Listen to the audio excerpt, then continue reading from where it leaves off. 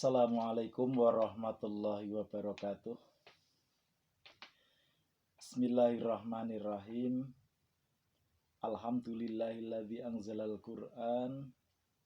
Sholatu wassalamu ala Rasulillah sallallahu alaihi wasallam wa ala alihi wa sahbihi wa mawalah amma ba'dah. Pendengar Radio Republik Indonesia yang dirahmati Allah Subhanahu wa taala, alhamdulillah pada kesempatan ini kita bisa bersama-sama mengkaji ayat-ayatullah Al-Qur'an dan sunnah Rasulullah Muhammad sallallahu alaihi wasallam.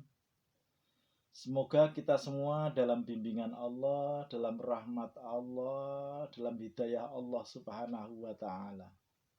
Sehingga dalam menjalani hidup ini kita semua diberi keberkahan oleh Allah Subhanahu wa taala. Pendengar yang dirahmati Allah, pada kesempatan siang hari ini, pagi siang hari ini, saya akan menyampaikan tentang surah An-Nas. Semoga Allah memahamkan kita, karena bagaimanapun kita hanya kuasa untuk mengaji, kuasa untuk mendengarkan, untuk menulis, memahami, tapi hakikat yang memahamkan ilmu itu adalah Allah Subhanahu wa taala. Surah An-Nas ini termasuk suratul Makkiyah, golongan surat yang diturunkan di kota Mekah, yang turunnya sesudah surah Al-Falaq. Turunnya surat An-Nas ini sesudah surat Al-Falaq. Surat An-Nas ini termasuk surat Al-Mu'awwidhatain. Yang pertama kan surat Al-Falaq, itu Al-Mu'awwidhatain yang pertama, dan yang kedua surat Al-Mu'awwidhatain itu adalah surat An-Nas ini. Ya. Maksudnya surat perlindungan. Surat perlindungan.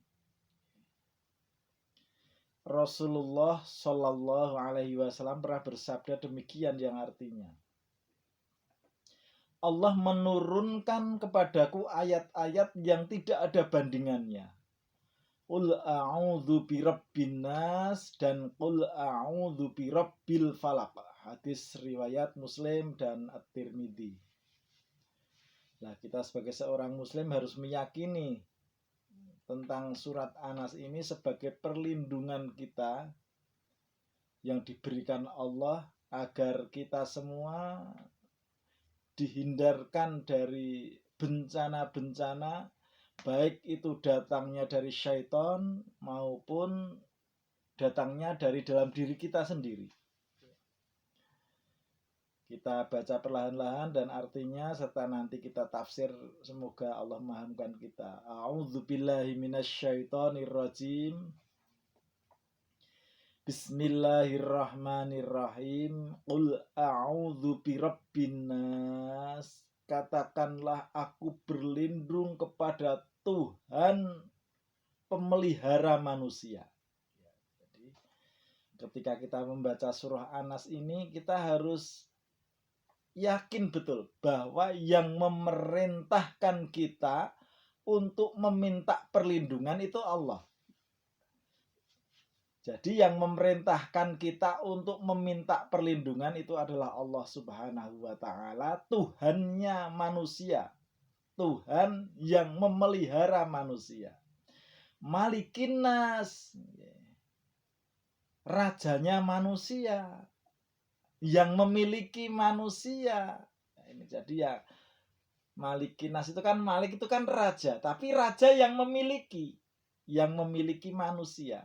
Jadi ada yang pertama tadi ada sifat Allah Rabbi yang artinya pemelihara, Tuhan pemelihara. Yang kedua Malik.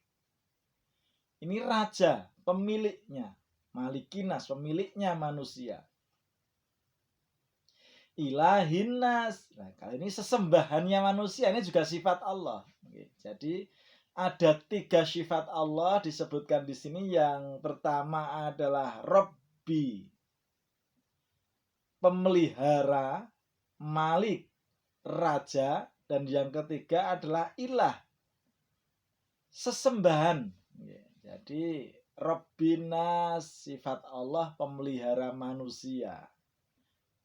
Malikinas sifat Allah rajanya, pemiliknya manusia. Dan ilahinas sesembahannya manusia. Jadi kita disuruh Allah untuk meminta perlindungan. Perlindungan a'udzu itu dari kalimat yang artinya meninggalkan sesuatu menuju kepada sesuatu, itu a'udzu. Jadi kita meninggalkan sesuatu menuju kepada sesuatu. Ya, makanya disebut pula dengan perlindungan, berlindung, dari maknanya kesan atau arahnya yang kita pahami sampai saat ini. Kita berlindung kepada Tuhan pemeliharanya manusia, Tuhan rajanya manusia, Tuhan sesembahan manusia, Allah Subhanahu wa taala. Berlindung dari apa? Min syarril waswasil khannas. Yaitu berlindung dari kejahatan, bisikan setan yang tersembunyi. Bisikan setan yang tersembunyi. Alladzi yuwaswisu fi sudurin nas. Yang membisikkan kejahatan ke dalam dada manusia. Siapa yang membisiki kejahatan dalam dada manusia itu? Minal jinnati wan nas. Minal jinnati wan nas, dari jin dan manusia. Jinnah dari kata-kata janana, janinu, jinnah. Artinya yang tersembunyi. Jana, janana, janinu, jinnah. Janan juga dimaknai surga. Surga kan juga tersembunyi ya. Tersembunyi. Kita belum bisa melihat surga, masih tersembunyi. Maka janan. Janan, jannah. Ada lagi janinu.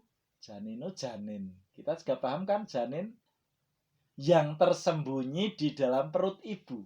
Janin. Ya kan nggak kelihatan, nggak bisa melihat. Janin. Sesuatu yang tersembunyi di dalam perut ibu. Jinnah. Jin. Juga tersembunyi. Kita tidak bisa melihat. Nggak bisa melihat. Jin bisa melihat kita, tapi kita tidak bisa melihat jin. Ini minal jinnati. Jinnah. Jin. Wanas dan manusia, berarti ada yang membisiki dalam diri kita, itu ada dua. Satu jinnah, jin, dalam arti di sini diartikan syaitan, setan, godaan setan. Yang kedua, ini anas, manusia. Lah yang dimaksud dengan anas ini menurut tafsir itu maknanya yang dimaksud di sini adalah godaan nafsu kita. Beda ini. Ini beda. Antara yang pertama tadi setan, godaan setan, dan godaan nafsu manusia atau nasniki. Ini berbeda. Karakternya berbeda. Mari kita pahami perlahan-lahan. Kalau godaan setan itu inginnya nggak mau rugi. Ada orang mau sholat jamaah. Setan mengganggu dengan bisikannya, nggak usah jamaah, untuk apa jamaah? Nggak usah jamaah di rumah aja enak, apalagi hawanya dingin, hujan-hujan. Udah di rumah aja sholatnya. Tapi orang yang beriman itu ingin tetap sholat jamaah. Ya, berarti harus langsung ditutup kalimat itu dengan kalimat yang ada dalam kemampuan diri kita. Enakan sholat jamaah, pahalanya 27 derajat dibanding sendiri di rumah. Loh, ini menutup gangguan setan. Udah menang orang itu, menang. Tapi setan udah nggak mau rugi lagi. Ya udah nggak apa-apa sholat jamaah. Tapi nggak usah khusuk, masih ganggu lagi di sana nanti. Ketika kita takbir Allahu Akbar, ingat macam-macam kita ingat waktu sholat itu. Itu gangguan setan semacam itu. Nggak mau rugi, masih ganggu terus. Masih ganggu terus. Setan semacam itu. Jenis gangguan setan semacam itu. Nah, itu setan. Beda dengan nafsu. Hawa nafsu kita berbeda godaannya. Kita pahami coba. Kalau hawa nafsu, itu godaannya kalau kita tidak berhenti, pengen terus rasanya. Nggak mau berhenti terus. Itu jenis godaan nafsu semacam itu. Contoh yang sederhana semacam ini saja. Ketika ada bayi, seorang anak bayi, dia inginnya mimik tetek terus. Minum air susu ibu terus. Kalau nggak dindek sama ibu, dia pengen terus. Mungkin sampai 2 tahun, 3 tahun, 4 tahun, 5 tahun. Mungkin pengen mimik tetek terus. Pengen minum air susu ibu. Pengen terus. Itu nafsu. Kalau tidak dihentikan yang semacam itu, pengen terus seorang anak bayi. Demikian juga hawa nafsu pada diri orang yang dewasa. Mungkin jenengan juga sudah paham. Nafsu jenengan nopo mawon kira-kira. Ya.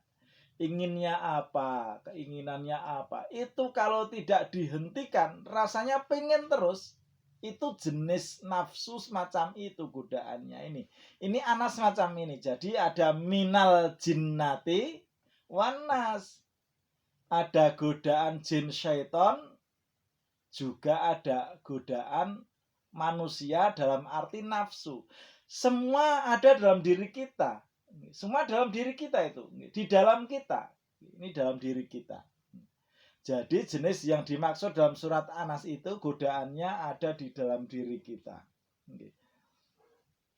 Makanya dalam surah Anas ini sangat penting sekali saya sampaikan sesuai dengan sabda Rasulullah. Di antara hikmah dari surah Anas ini yang pertama ternyata surah Anas ini bisa menangkal guna-guna, bisa menangkal sihir. Kalau kita pahami dalam kisah yang ditulis dalam kitab Ad-Dalail itu, Rasulullah ketika itu kan sedang sakit parah sekali. Sakit parah. Kemudian diutus 2 malaikat untuk menjenguk Rasulullah. Allah mengutus 2 malaikat untuk menjenguk Rasulullah. Salah satu malaikat duduk di sebelah kepala Rasulullah, kemudian yang satu lagi duduk di samping kaki Rasulullah. Itu. Nah, malaikat menjelaskan asal penyebab dari penyakit Rasulullah itu. Karena beliau sedang diguna-guna atau disihir, yang artinya maksudnya demikian, diguna-guna, disihir oleh Labid Ibnul A'som, seorang Yahudi.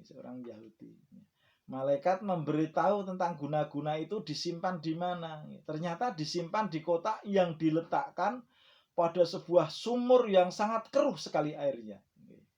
Maka Rasulullah Shallallahu Alaihi Wasallam kemudian mengutus Amr bin Yasir dan beberapa sahabat untuk mencari dan membakar kotak tersebut.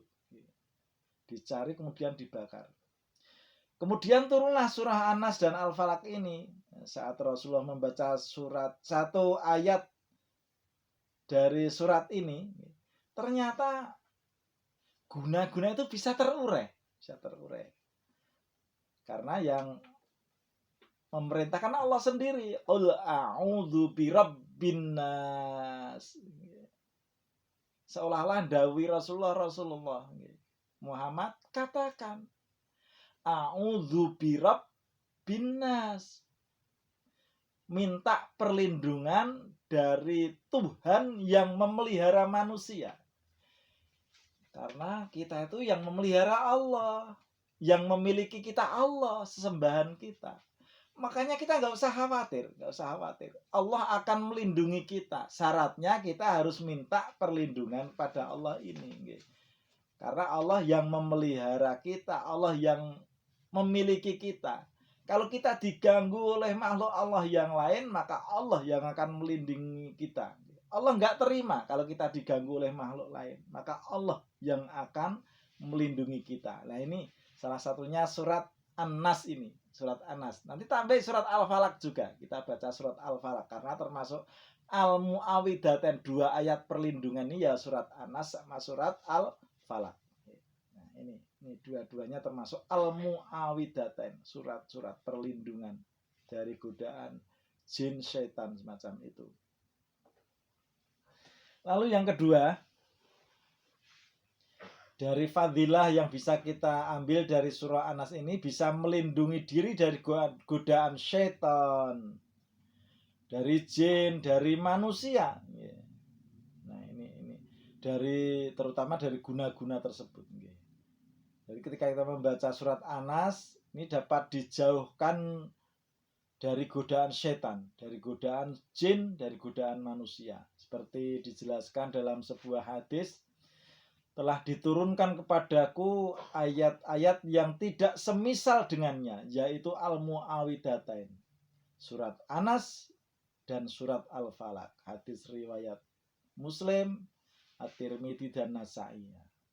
Nah, setelah surat Al-Falaq dan An-Nas ini diturunkan, Rasulullah Shallallahu Alaihi Wasallam kemudian mencukupkan 2 bacaan ini sebagai benteng untuk menghalangi pandangan buruk dari jin dan manusia. Dari kita membaca 2 surat ini untuk membentengi kita dari gangguan jin dan gangguan manusia juga. Makanya ada amaliyah yang bisa kita lakukan. Yang pertama, Rasulullah mengajarkan kita sesudah sholat Jumat itu. Atau kalau yang perempuan berarti sholat zuhur di waktu Jumat gitu. Itu membaca wirid sab'ah, wirid yang 7. Maksudnya wirid sab'ah, zikir yang 7 itu gini maksudnya. 1 yang dibaca surat Al-Fatihah dibaca 7 kali. Kemudian yang kedua membaca surat Al-Ikhlas 7 kali. Kemudian membaca surat Al-Falaq 7 kali. Dan yang terakhir membaca surat An-Nas 7 kali. Ini dibaca 7 kali, 7 kali, 7 kali, 7 kali. Karena dibaca 7 kali, maka namanya disebut dengan wirid sab'ah, zikir yang 7. Karena masing-masing dibaca 7 kali. Kata Rasulullah, orang yang membaca hari Jumat itu akan dilindungi Allah sampai Jumat yang akan datang. Jumat yang akan datang membaca lagi, membaca surat Al-Fatihah, Al-Ikhlas, Al-Falaq, An-Nas gitu, 7 kali, dilindungi lagi. Jumat itu sampai Jumat berikutnya. Demikian juga berikutnya baca lagi, dilindungi Allah dari Jumat itu sampai Jumat berikutnya. Dan begitu seterusnya seperti itu. Itu hikmah. Hikmah fadilah yang diajarkan Rasulullah. Ketika kita sholat Jumat, kemudian habis sholat Jumat salam, membaca surat ini dulu. Wirid sab'ah, zikir yang 7. Ya, Al-Fatihah, Al-Ikhlas, Al-Falaq, An-Nas dibaca 7 kali 7 kali. Ini masing-masing dibaca 7 kali. Nah, kemudian ini fadilah yang ketiga yang bisa kita laksanakan, mendatangkan kenyamanan dan keamanan saat tidur. Jadi surat An-Nas itu bisa mendatangkan kenyamanan dan keamanan saat kita tertidur. Pendengar yang dirahmati Allah, saat dalam kondisi tertidur, setan dan jin itu dapat mempengaruhi kita, melakukan hal-hal buruk. Makanya sebagai seorang muslim, kita harus bisa melindungi diri kita. Melindungi diri kita seperti yang dituntunkan oleh Allah dan Rasulullah. Kita membaca surat An-Nas 3 kali sebelum tidur, atau sebanyak-banyaknya juga bisa nggak apa-apa. Baca surat Al-Falaq, baca surat Al-Ikhlas, demikian juga. Bisa 3 kali 3 kali.